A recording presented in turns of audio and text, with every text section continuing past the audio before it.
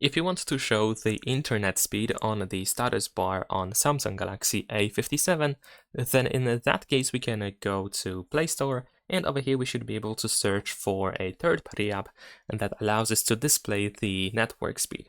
So in this case we can type something like internet speed. There we go. We have internet speed meter, so I'm gonna use that.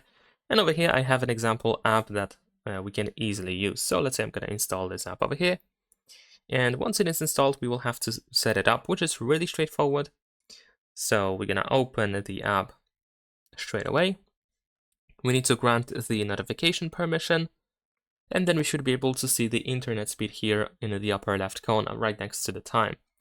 Now, if you're wondering how it works, it's pretty simple. The app simply uses the notification in order to display the internet speed, so you want to make sure that you have visible notification icons on the status bar on your phone.